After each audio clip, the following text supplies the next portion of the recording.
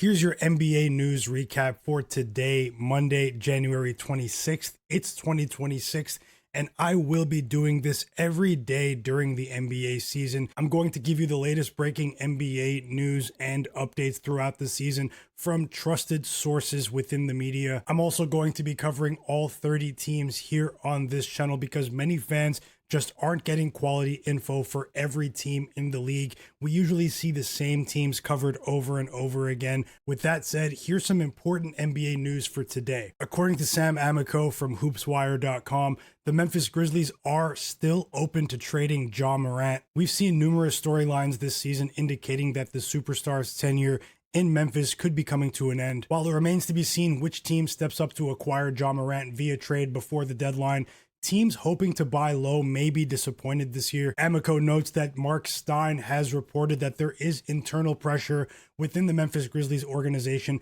to land a return that exceeds what the Atlanta Hawks got in return for Trae Young when they traded Young to the Washington Wizards. In other words, the Memphis Grizzlies are not interested in a salary dump package or a bundle of nice contracts. They want real value, real upside, and real leverage, according to Mark Stein. He also reports that if Ja Morant remains on the Memphis Grizzlies roster beyond the trade deadline this season, there could be friction between Morant and their GM, Zach Kleiman. Ja Morant hasn't been offered a lucrative contract extension from the Memphis Grizzlies, and he wants to get onto a new team to prove his value again so he can cash in. It was also reported earlier this season that Memphis Grizzlies GM Zach Kleiman sided with head coach Thomas Isolo during his clash with Ja Morant behind the scenes. Let's see if Ja Morant actually gets traded this season. The Memphis Grizzlies are holding out for a big-time deal. Here's some more Grizzlies news from NBA reporter Jake Weinbach. Grizzlies starting center Jaren Jackson Jr. is a dark horse candidate to also be traded ahead of the deadline this season. The Grizzlies still view the two-time All-Star as a franchise cornerstone, but that feeling might not be mutual anymore. The 26-year-old center did sign a huge max contract with the Grizzlies last summer when they traded away Desmond Bane, but the Grizzlies still could be swayed by a deal if they're blown away by the offer. The Atlanta Hawks and the Detroit Pistons are two teams with enough assets to potentially acquire Jaren Jackson Jr. ahead of the trade deadline. He also said that if the Grizzlies were to entertain any of these offers, the starting point of any deal would likely include at least one promising young player and 3 to 4 first-round draft picks for Jaren Jackson Jr. According to Michael Scotto, the Atlanta Hawks are saying that Kristaps Porzingis is participating in basketball activities once again and will be reevaluated in 1 week. He's been dealing with a multitude of issues this season, including an illness and recently Achilles tendonitis. The Hawks also say that former first overall draft pick Zachary Risache is day-to-day moving forward. The former top pick has been dealing with a left knee bone contusion. Let's see if they get these guys back onto the court soon. This was interesting on Sunday night. Brooklyn Nets head coach Jordi Fernandez seemed to imply that his team had a loser mentality in their blowout loss against the LA Clippers. They lost by 37 points in LA last night, and he was not happy after the game. He said that they won the third quarter and they were competitive for 6 minutes in the second quarter, in his opinion, but outside of that, the other 30 minutes of the game, they played like a losing team. He also said that you can lose and you can be a loser. So for 18 minutes, we lost and we were competitive. And for 30 minutes, we were losers. He's in a pretty tough position because the Nets don't really have much competitive talent besides Michael Porter Jr., in my opinion. But it was still interesting to hear him use the term loser when describing his team's mentality last night against the Clippers. The Nets are pretty much tanking this season. They've also been developing 5 first-round draft picks.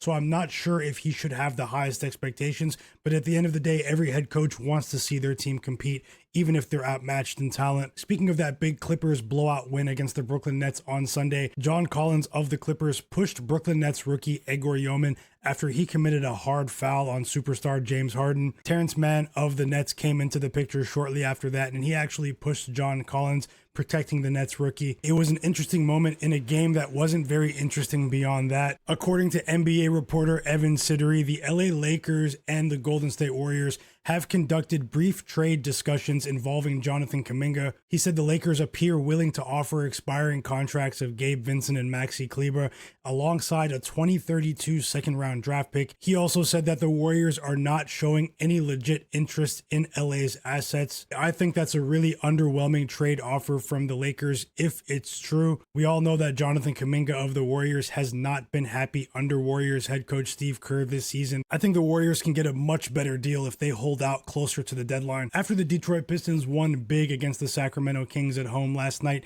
Cade Cunningham told reporters that his wrist was starting to feel a lot better. If you remember a few weeks ago, Cade Cunningham took a big fall when they played against the New York Knicks and landed right on his wrist. He actually missed 2 to 3 games after that. When he came back from that injury a week and a half ago, he was still playing pretty well. He was racking up tons of assists, but he wasn't scoring at the same rate that we're accustomed to seeing from Cade Cunningham. His scoring metrics dipped a bit over the last 3 to 4 games, but on Sunday, he broke through against the Sacramento Kings, scoring 29 points. After last night's game, he said that his wrist felt great and that it probably wasn't going to get any worse unless someone hit it in the game. He also said that he was willing to play with the wrist soreness, but it seems like Cade Cunningham might be back after the performance on Sunday. We have some trade news here surrounding the Cleveland Cavaliers. According to hoopswire.com, the Cavs are starting to attract a ton of trade interest in Dean Wade. Teams are always looking for a 3-and-D caliber player at the trade deadline, but it remains to be seen if the Cavs will actually be sellers this season because they still have a stacked lineup, although they've been dealing with a multitude of injuries this season. We have some trade buzz surrounding the Philadelphia 76ers at the moment. They are open to trading Andre Drummond, according to RealGM.com. Andre Drummond has been a decent player this season in spurts as a backup center, but with the recent emergence of the much younger center Adem Bona as a backup center to superstar Joel Embiid, Andre Drummond has been seeing less playing time recently. Bona has also been a better defender when compared to Drummond this season. Let's see if the Sixers decide to move Andre Drummond at the deadline this year. They actually could be a dark horse candidate in the Eastern Conference playoffs, in my opinion, this year. We have some brief news here before tonight's Boston Celtics Portland Trailblazers game. Blazers center Robert Williams, who was traded to Portland a couple of seasons ago from Boston, is excited to play against his former team tonight. He said this is the healthiest he's been all season, and he can't wait to interact with the fans in Boston. He was a fan favorite during his time wearing a Celtics jersey. We have some more LA Lakers news here from Dan Woik of The Athletic.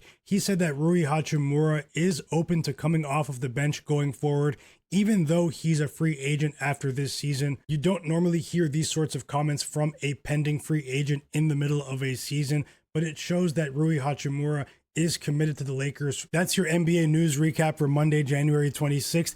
Go ahead and smash that like button for me. It helps more people see my video. Also, if you're interested in more of these NBA news recaps every single day, subscribe to my channel and turn notifications on.